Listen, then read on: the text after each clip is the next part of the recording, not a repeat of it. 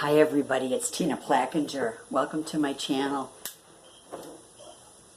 Thanks for joining me today. I wasn't going to make a video, but I woke up this morning and found out on a comment on my suicide prevention video that Wayne Morris's friend, Buddy, died. Chances are he was killed. These are matters of the heart. You know, these are the things that I'm talking about. You know, yeah, the suicide prevention thing is I've only made 4 videos. Okay, that's all I'm going to do for this month. It's just those 4. It needs to be addressed. You might not want to hear what I have to say, but you know, it needs, somebody's got to do it. Somebody's got to do it. And you might not like it when I say, you know, if you're going to commit suicide, think about who you leave behind, because then they're going to have all your baggage and all this stuff. You know, you might not like to hear that. You might not like my attitude about it. Listen, I got an 87-year-old ma. You don't think that I haven't thought about, you know, when my dogs died, jumping in the grave with them? Okay? I've always considered my mom. And I even got angry at her because she was still alive and I had to consider her. It was crazy. But I had a big bottle of Xanax that was for traveling with the dogs. And, you know, I even called some place to find out if somebody could actually overdose on Xanax and die. You know. Yeah, you know. So there will be a day when my mother will not be around. Okay? And there will be a day when I will not be worth anything. You know, they haven't killed me because I'm still worth something. Okay? But I've been a power source. I've been a financial source for them. So they're not going to, you know, take me out yet.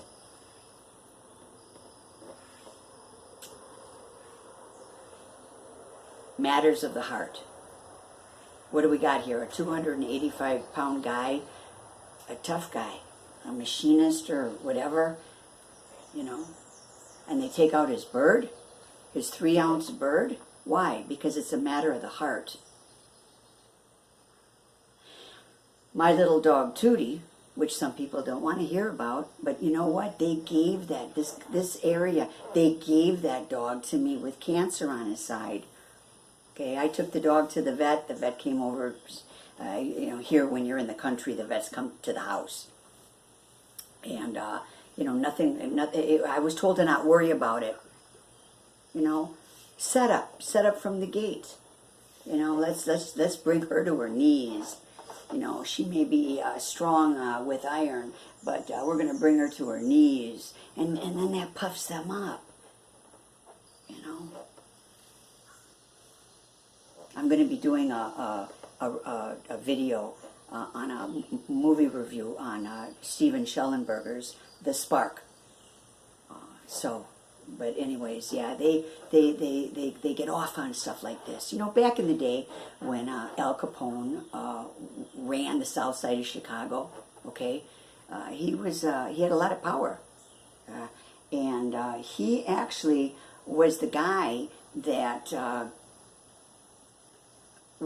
gave the shout out to the rest of the mob to go to the north side of Chicago and take out 7 of the Irish American rivals that he had.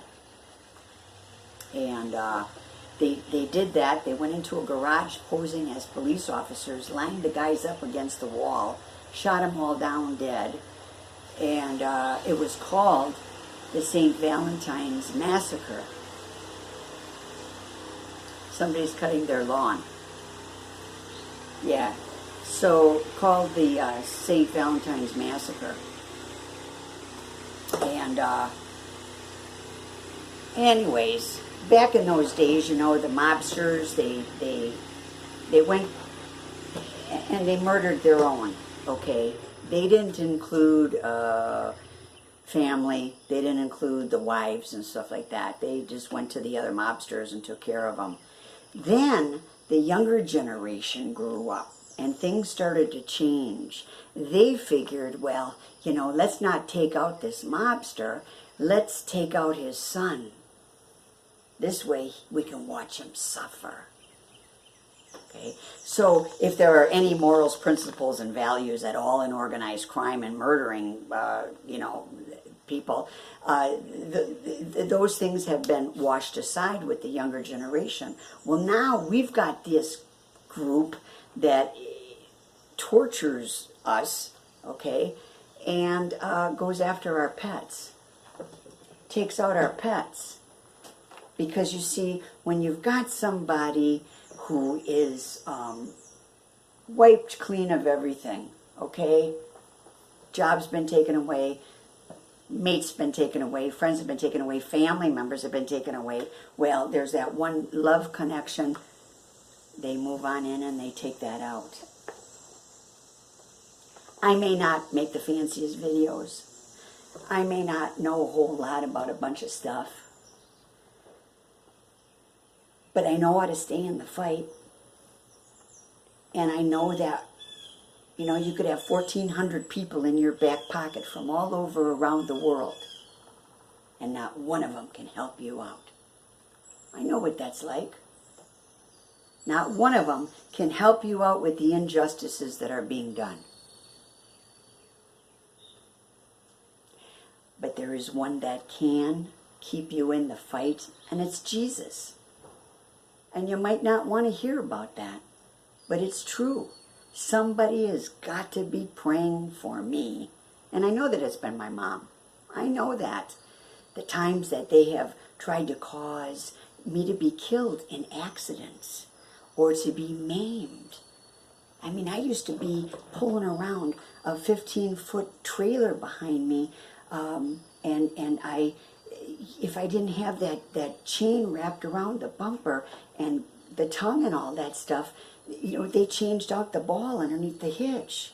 That thing flew up, that could have tipped me over. And I mean, there are story after story after story. My mom was thousands of miles away praying for me. We've got to pray for this man.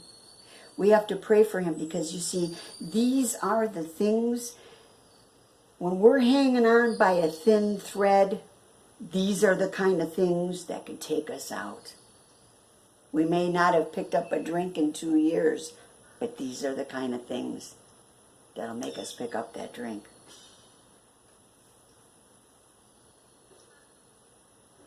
Anyways, I needed to share. Thank you for allowing me to. We stay in the fight. We stay in the fight. We focus on Jesus. We take this thing one day at a time. We can do this, but we can't do it without Jesus. We can't. So, anyways, yeah, my heart's broken today. It's broken. Again. Thanks for joining me. I will see you soon.